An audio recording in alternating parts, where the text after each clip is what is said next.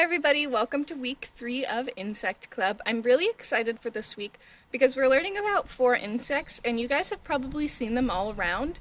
But I learned some really cool facts about them and I'm excited to share those facts with you. So the first insect we're going to talk about is the bumblebee. I want to start by saying that the bumblebee is very different from a wasp or hornet, okay? Bumblebees are fat and fuzzy, and hornets and wasps do not have any fuzziness on them, okay? So if you see a bee that is fuzzy, don't worry, they're not going to hurt you. They just care about the flowers, okay? The only way they would sting you is if you try to capture them or you did something that was aggressive or mean towards them, okay? So if you walk by a bumblebee or one flies by you, don't worry about it. So an interesting thing about bumblebees is that they beat their wings 130 times per second. That's so fast. In the time it takes me to say one Mississippi, they've already beat their wings 130 times. Can you imagine that? Could you imagine if you were able to do something like that? So bumblebees, like I said earlier, are really important for Vermont because they help pollinate the flowers. So without bumblebees, a lot of our plants and a lot of our vegetables wouldn't be able to grow. So it's really important that if you see a bumblebee outside, you leave it alone and you let it do what it's doing. The second insect that we're going to talk about is the earwig. A lot of people call earwigs pincher bugs. They like to eat other insects and they use their pinchers to get the other insects. And they also eat moss and fungus. Something really interesting about earwigs that I learned is that they actually care for their eggs and tend to their nymphs or babies once they are born. So a lot of insects, they just lay their eggs and they leave. And when the eggs hatch, they turn into insects and the parents don't have anything to do with them. But earwig females actually take care of their babies, which I thought was cool. Earwigs like dark and damp places.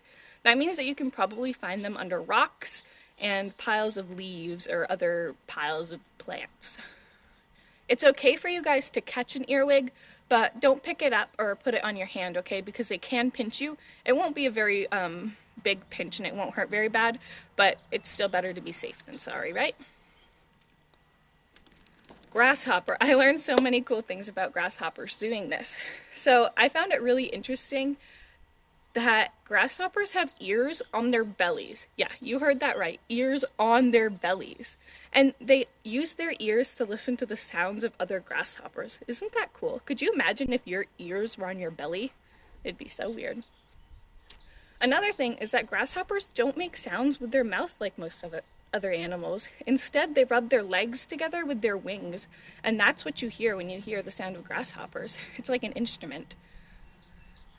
And did you know, imagine this in your head, if you could jump as far as a grasshopper, you would be able to jump from one end of a football field all the way to the other end of a football field. That is so far. I wish I could jump that far. Their legs are like springs and they catapult the grasshopper forward. There are so many cool facts about grasshoppers. Another one is that they existed before dinosaurs. Everybody talks about how old dinosaurs are, but grasshoppers are even older. They can also fly. A lot of people don't know that they can fly because they think that they're hopping because they can hop so far. But sometimes grasshoppers they'll jump and then that'll help them get started with their flying. And they're pretty good flyers once they're in the air. You can find grasshoppers in fields and tall grass, and you can listen for their sounds and try to follow what you hear. Oh, this next insect is pretty cool. It's called a pseudoscorpion, okay? And I had never seen one of these until about a year ago when I found one in my house, okay? But don't worry, pseudoscorpions are not scary, okay? Pseudo actually means fake, so they're fake scorpions. These insects have what looks like a stinger, but they can't actually sting like a real scorpion. They're just really cool looking, and they don't even bite. They're totally harmless to humans. They eat small bugs like ants and mites, and they like warm weather, and they can be found inside the house. So look inside the house, especially in cracks. They really like cracks, so if you have a flashlight, that might be helpful.